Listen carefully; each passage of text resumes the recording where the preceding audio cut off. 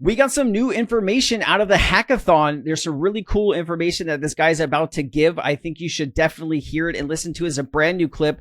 We're also going to get in some information. He mentions a Visa network, comparing it to a Ripple and XRP. We're going to listen to that. Of course, there's another clip from David Sachs, who kind of, is famously now for basically, saying that, Trump didn't mean the tweet that he put out that XRP, Solana, and ADA would be added to the, these guys don't know where the US's crypto is at this time. It's kind of sad when you think about it, but we're going to play this clip anyways. There's also some more information about the ETF and a little bit more in this video. So let's go ahead and get into it.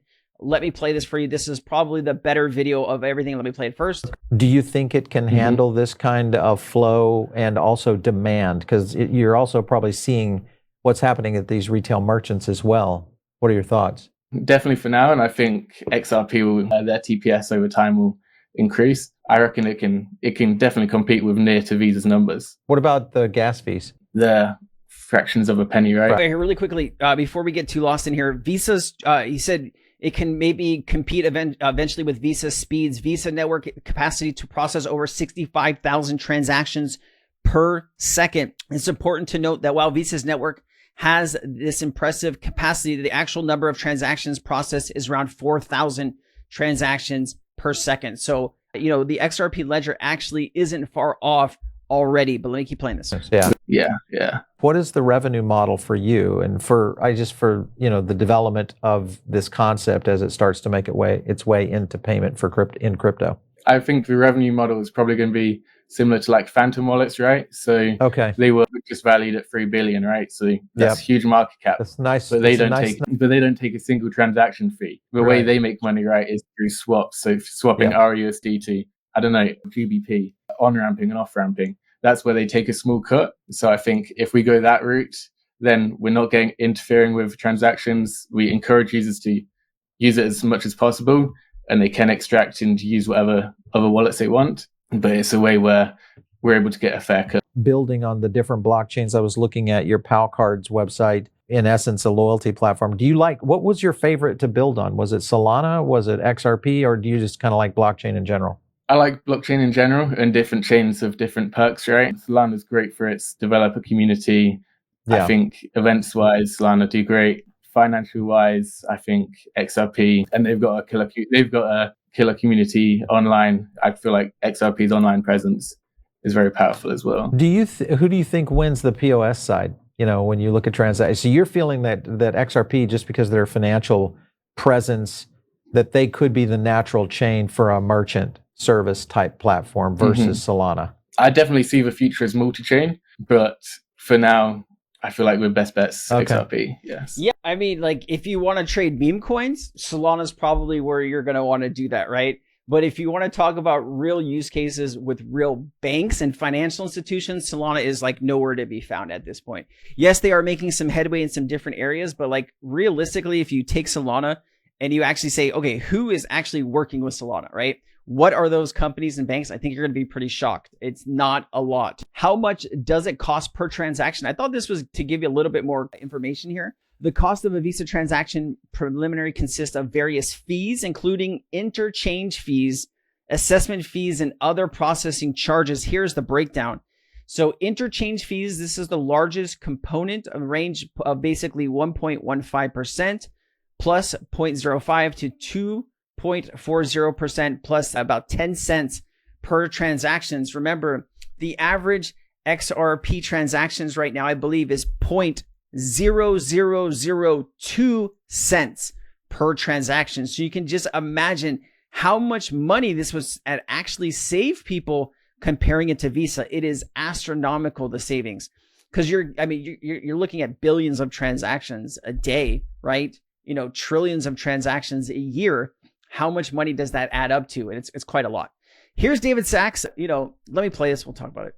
The thing that like all these like critics don't seem to understand is the technology. That's the common denominator, whether it's like Howard Marks or Warren Buffett or Charlie Munger, or whoever, they're all like great investors or whatever, but they're not technologists. It's a blind spot. It's a blind spot. And the thing they don't understand about the technology is that Bitcoin is the first digital asset to ever be created that you can't create infinite copies of. right? So think about like a song or a photo or a video or whatever, anything that's digital. You've always been able to make an infinite number of copies. Isn't that what the word digital means? Is that it's infinitely copyable. So how do you have digital money that can't just be infinitely copied? Obviously, that would destroy the value. And that was the genius of Bitcoin, is that every transaction is written into this ledger. The blockchain is decentralized, and nobody over the last decade or so has figured out how to counterfeit Bitcoin, how to make a duplicate, how to double spend Bitcoin. Okay, a little bit of, David Sachs is the US crypto czar. He admitted in a few clips, God, what was this? Saturday, or it was either Friday or Saturday. Sorry, this last few days have just kind of jam-packed for me. But he admitted that they don't know, in fact, what cryptocurrency the US is holding or where that crypto is.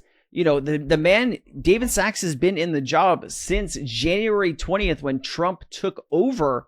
You would think these guys would at least know where the crypto is and how much is it, but I guess let's hope. Let's hope they find it. Let's hope. I do think that if you didn't see the videos where I gave you all the updates on this, basically the US is saying, yes, we'll include all of these cryptos in a stockpile, but the US doesn't own any of these cryptos, and the US doesn't have any money allocated to buy any crypto assets. It's just assets that were forfeited as a part of some type of seizure from the government. So if the government goes after somebody for breaking the law and that person has, 10 Bitcoin or 1 million Bitcoin, whatever it is, the US government will confiscate that. And that is the only crypto that they have. And so the US government basically has Bitcoin, Ethereum, BNB. They have a little chain link and a few other random assets. I think they have some Tron as well, but no XRP, no ADA, and no Solana. So the only way those assets would ever be able to get into the US strategic reserve at the current status, the way that it is if those assets are donated to the US. And now that is something that Ripple could absolutely do. They are the decision makers of escrow. They can set a price for that XRP. I wonder if they could actually give it away for free. That would be up to them. It does feel like Ripple could make that decision. And I think that's the only way you're going to see XRP as a part of the US stockpile anytime soon. Brad Garlinghouse is not your regular crypto CEO. We've seen him time and time again being one of the most important, being in one of the most important rooms on the planet. The last piece of the puzzle was clearly the United States. We just witnessed Brad sitting at the same table as the president, right? Brad was a few seats down, right? This was many, many years ago, but you basically had the biggest, this is what I go to, right? When somebody says, oh yeah, my crypto, whatever, the crypto that they're most bullish at, oh, this is going to be widely adopted by, this, and this. It's like, okay, show me a picture like this, right? Show me a picture where you have, Christine Lagarde, the head of the IMF. You have the people that are running the Bank of International Settlements. You have people from all over, different central banks from all over the world. Show me another photo where they're in places with these types of people, right? Here is Paris FinTech Week. This is the person from Swift, right? You have the BIS. This is the chief legal counselor at the time for International Monetary Fund, Russ Leckow, I think his name is. And then here's Brad Garlinghouse sitting in the corner. Here's President Trump. 1, 2, 3, 4, 5, 6, 7 people down. I didn't love that Brad was in the corner, but hey, he is close to the president. At least he's not off on the super wing here. This is what people were frustrated about on Friday, that, Trump did put this out last weekend, actually, that the strategic reserve will include XRP, Solana, and ADA. And this is why the market went crazy. And then to find out that, in fact, the U.S. the president did all of this with a stroke of the pen. He didn't involve Congress. And when you don't involve Congress, you can't get money to, you're basically wanting to take taxpayer money and to go buy crypto assets. You can't do that unless you have permission from Congress, which Trump didn't clearly have. So you're not going to see those assets anytime in the future unless they're gifted. I did think this is an interesting time to bring this up, guys.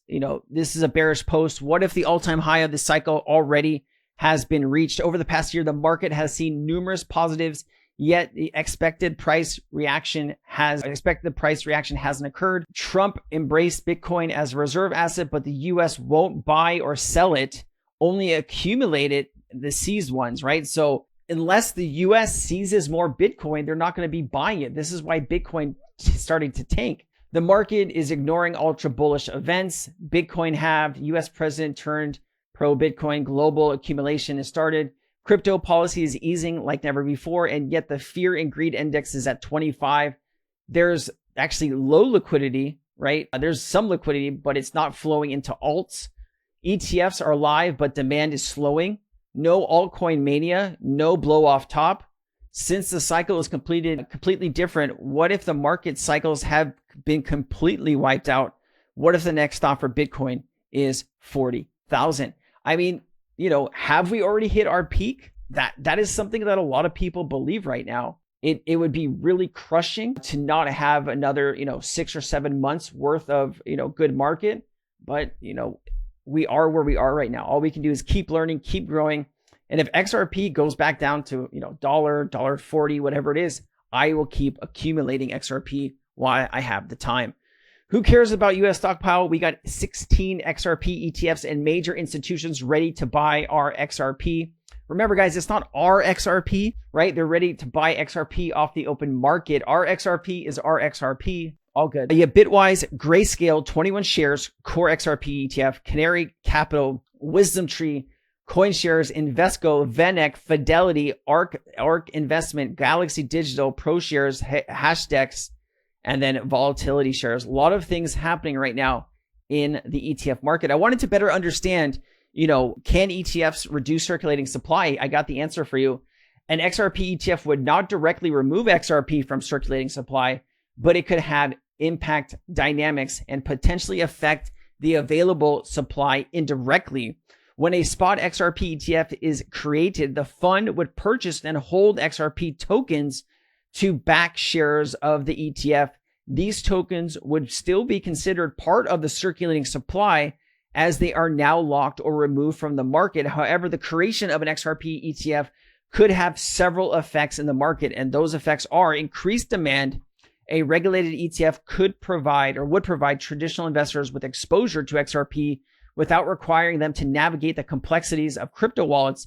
This increased accessibility could lead to higher demand for XRP, also reduced available supply.